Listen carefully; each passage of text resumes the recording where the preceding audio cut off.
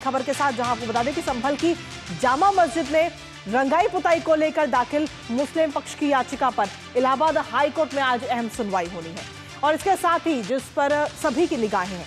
तो वहीं पिछली सुनवाई की अगर हम बात करें तो एएसआई की रिपोर्ट के आधार पर हाई कोर्ट ने पुताई की इजाजत नहीं दी थी। हालांकि रमजान को ध्यान में रखते हुए कोर्ट ने कहा था कि एएसआई की देखरेख में साफ सफाई करवाई जा सकती है। इसके अलावा अब आज मस्जिद इंतजामिया कमेटी पुताई पर रोक के आदेश पर आपत्ति भी दाखिल करेगा और इनके अलावा हिंदू पक्ष की तरफ से भी कोर्ट में हलफनामा दाखिल होना है। अब आज होने वाली सुनवाई पर दोनों पक्षों की निगाहें टिकी हुई हैं। करेंगे इस पर चर्चा, लेकिन उससे पहले एक नजर इस पूरे मामले के कुछ खास बिंदुओं पर। तो इलाहाबाद हाईकोर्ट में रंग पुताई का मामले पर आज अहम सुनवाई होनी है और इस सुनवाई के बाद ये साफ हो जाएगा कि क्या कुछ फैसला दिया जाता है। पिछली सुनवाई की अगर हम बात करें तो कोर्ट की तरफ से साफ सफाई करने की इजाजत जरूर मिल गई थी क्योंकि रमजान का जो महीना है वो शुरू हो चुका है और इसको ध्यान में रखते हुए ये एक तरह से कहें तो ये याचिका दायर की गई थी। साफ सफाई के लिए एएसआई को ही निर्देश दिए गए थे कि जो एएसआई की टीम है उसी की निगरानी में मस्जिद की साफ सफाई होगी रमजान के महीने को ध्यान में रखते हुए। हालांकि एएसआई ने अपनी रिपोर्ट में कहा है कि फिलहाल अभी मस्जिद में रंगाई पुताई की जरूरत नहीं है, साफ सफाई जरूर हो सकती है। हालांकि अब देखना होगा कि अब आज जब कोर्ट में सुनवाई होगी तो क्या कुछ फैसला दिया जाता है, क्या मस्जिद के अंदर रंगाई पुताई होगी या नहीं होगी। इसके साथ ही अगर हम टाइमलाइन की बात करें तो सबसे पहले 19 नवंबर को हिंदू पक्ष की याचिका पर कोर्ट की तरफ से आदेश दिया गया था और उस आदेश के बाद में कहीं ना कहीं हिंसा भी नजर आई।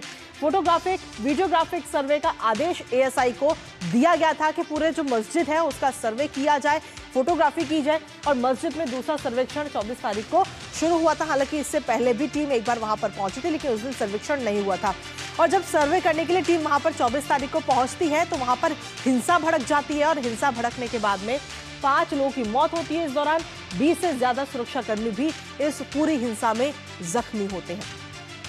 इसके साथ ही 25 तारीख की अगर हम बात करें तो सपा सांसद जियाउर रहमान बर्क के खिलाफ ये पूरा मामला इस वक्त दर्ज किया जाता है। 25 तारीख को विधायक इकबाल महमूद के बेटे के खिलाफ भी एक्शन लिया जाता है। जो पूरी हिंसा हुई थी उस हिंसा को लेकर के ये एक्शन लिए गए।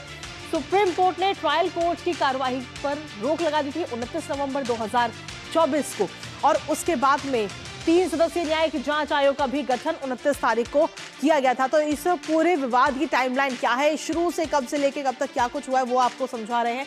1 दिसंबर को न्यायिक जांच आयोग ने संभल और जामा मस्जिद परिसर का दौरा किया।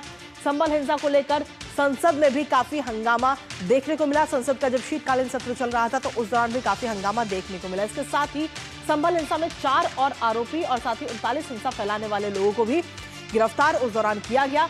जियाउर रहमान बर्क ने इलाहाबाद हाईकोर्ट में अपनी याचिका 18 दिसंबर को दायर की और उसमें अपनी याचिका में उन्होंने कई बातों का जिक्र किया जिसमें गिरफ्तारी पर रोक लगाने की मांग उनकी तरफ से की गई और इसके साथ ही हिंदू पक्ष की याचिका पर भी कोर्ट की तरफ से 19 नवंबर को आदेश दिया गया।